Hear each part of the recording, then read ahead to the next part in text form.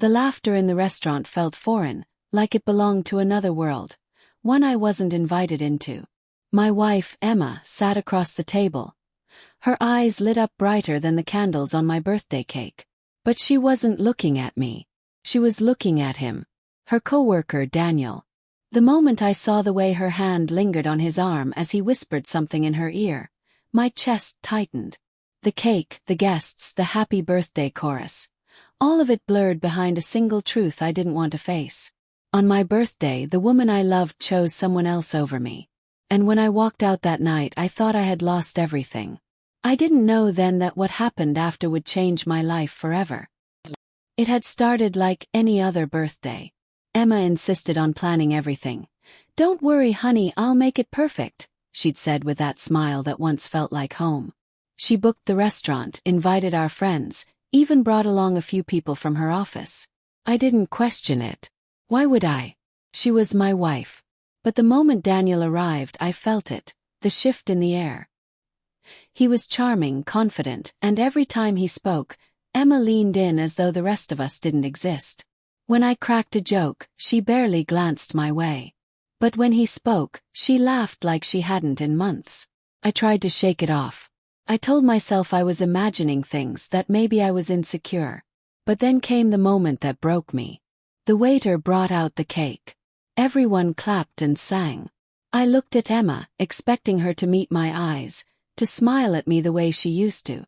Instead, when the song ended, Daniel leaned over and whispered something in her ear.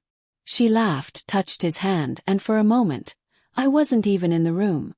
On my birthday, I forced myself to blow out the candles, but I didn't make a wish. What was the point?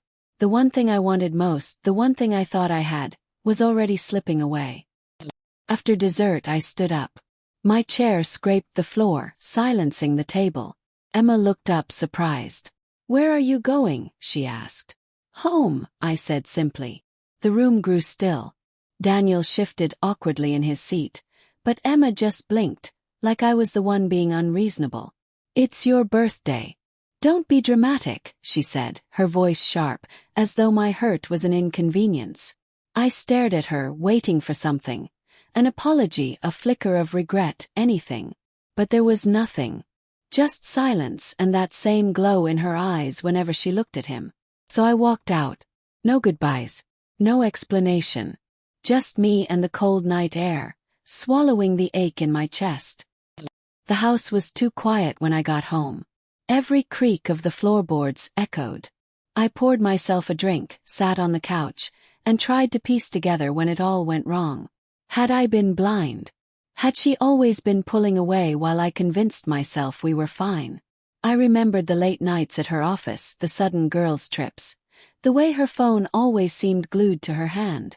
I told myself it was work stress. I told myself she loved me. But that night proved otherwise. At midnight, I heard her key in the lock. She stumbled in, heels clicking against the floor. I stayed silent, watching her from the couch. "You left," she said, her voice tight. "You made your choice," I replied. Her jaw clenched. "Don't make it sound like that." "Like what?" I snapped, standing. "Like I watched my wife throw herself at another man on my birthday?" Her eyes flashed. "You're overreacting." Overreacting. The word cut deeper than anything. Because if betrayal wasn't enough, now my pain was just dramatics. I didn't sleep that night. I just lay in bed, staring at the ceiling, wondering how long she'd been gone from me. The next morning I made coffee for myself. She didn't come downstairs. Her silence was an answer in itself. By noon, I knew what I had to do. I opened her laptop. I shouldn't have, but at that point, the truth mattered more than trust. And there it was. Emails, late-night messages, dinner plans that weren't with the girls. Photos too. Her, smiling in ways she hadn't for me in months. Her, holding Daniel's hand. Each click was another stab in my chest. When I finally closed the laptop, my hands were shaking. Not just from anger. From grief. The woman I married was gone. Replaced by someone who didn't even care enough to hide it well. That evening I confronted her. "How long?" I asked, holding up her phone with the messages open. Her face drained of color. "You went through my stuff. How long, Emma?" She hesitated, then whispered. 6 months. 6 months. Half a year of lies while I planned dates, cooked dinners and kissed her goodnight. "Why?" My voice cracked. She looked at the floor. "Because he makes me feel alive. Because with you everything feels predictable. But not exciting." Her words shattered me. I wasn't enough. My love, my loyalty, my life with her. It wasn't enough. I wanted to scream. I wanted to throw something, break something, anything to match the storm inside me. But instead I just stood there, hollow. "You chose him," I said finally. "So be with him." Packed a bag that night.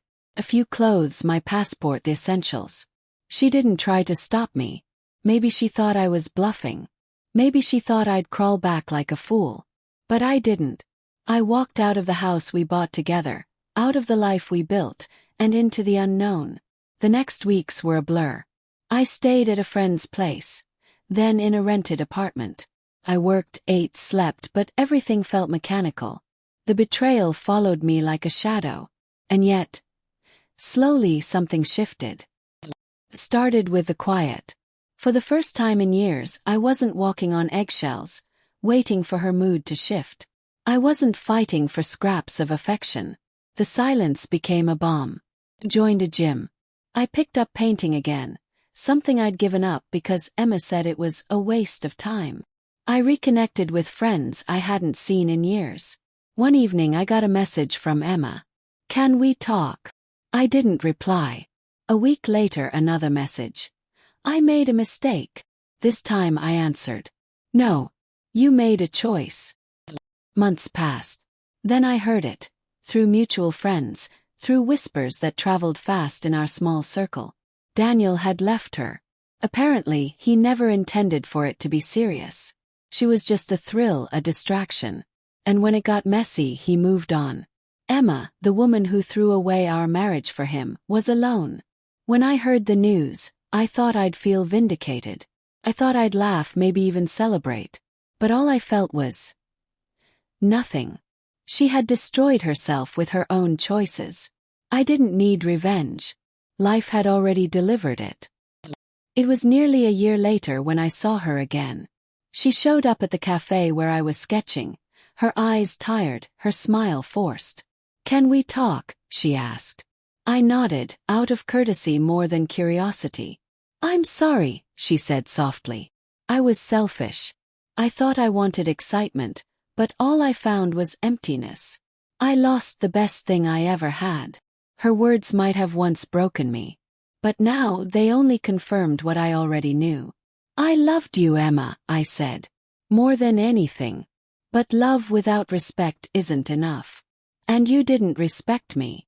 Tears filled her eyes. "Can we try again?" I shook my head. "No. Because I finally found myself again. And I won't lose that for you." As I walked out of that cafe, I realized something. Her betrayal hadn't destroyed me. It had freed me.